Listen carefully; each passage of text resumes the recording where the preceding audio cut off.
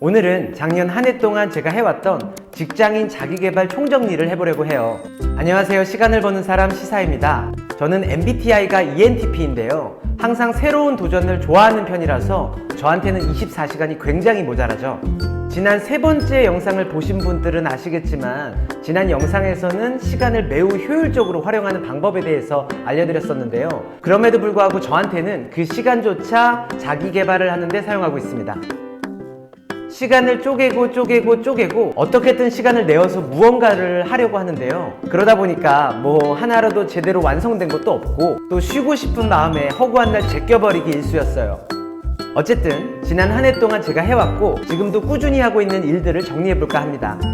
오늘 영상은 저처럼 사업을 하고 계신 분들 뿐만 아니라 직장을 다니면서 자기 개발 또는 업무 능력치를 향상시키고 싶은 분들께도 작은 도움이 될 수 있기를 바랍니다. 타이탄의 도구들이라는 책 알고 계시죠? 팀 페리스라는 사람이 수년 동안 성공한 거장들을 만나면서 거장들이 해왔던 일들을 정리해 놓은 책인데요. 매우 알려져 있는 베스트셀러 책이에요.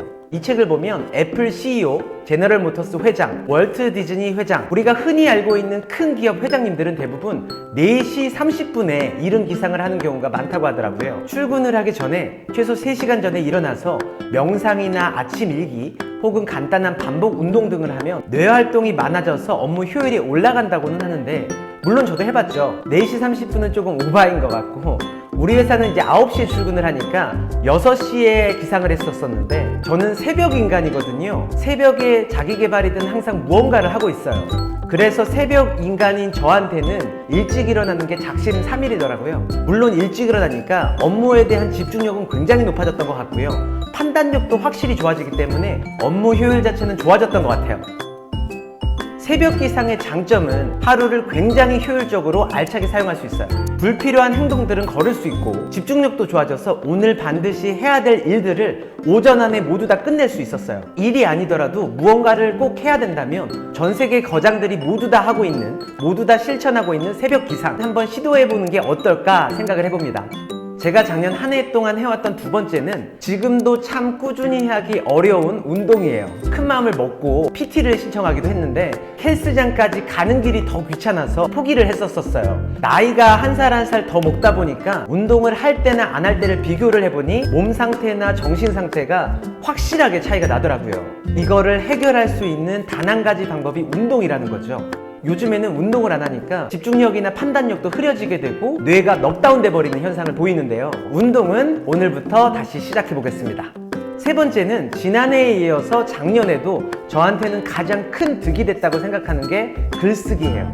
제 첫 번째 말레이시아에서 촬영한 영상을 보시면 거기서도 글쓰기에 대한 중요성이 나오는데, 무언가를 결심하거나 기획할 때도 저는 먼저 글을 쓰면서 제 생각을 정리를 해요.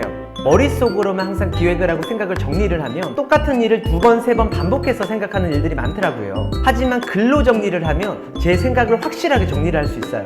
하고 싶은 일이 무엇인지, 그리고 지금 해야 될 일이 무엇인지, 오늘은 무엇을 해야 되고 이 일을 하는 이유가 무엇인지에 대해서도 글로써 생각을 정리하면 설령 방향성이 틀렸더라도 이를 바로잡을 수 있고요.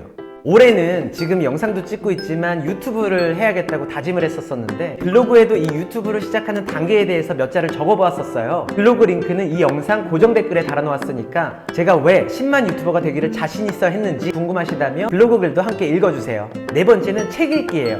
좋은 입력이 있어야지 좋은 산출이 있는 법이거든요. 올해는 회사 복지로 책 무료 구매도 시작을 했었는데 그렇다고 해서 제가 책을 엄청 많이 읽는 편도 아니에요.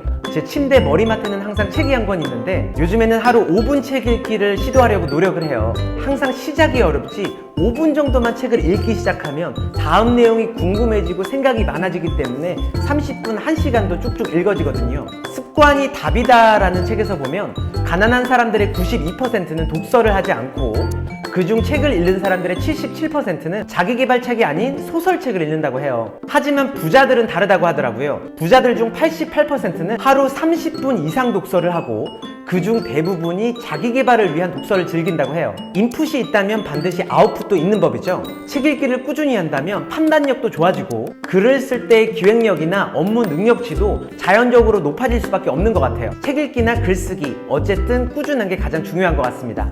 다섯 번째는 제가 12월 말에 말레이시아에서 급하게 촬영을 해서 첫 유튜브 영상을 올렸었어요. 어쩌면 이번 말레이시아 일정이 마지막일지도 모른다는 생각에 장비 하나 없이 급하게 유튜브를 촬영했었어요. 그 영상이 시간을 버는 사람 유튜브에 올라와 있는 첫 유튜브 영상입니다.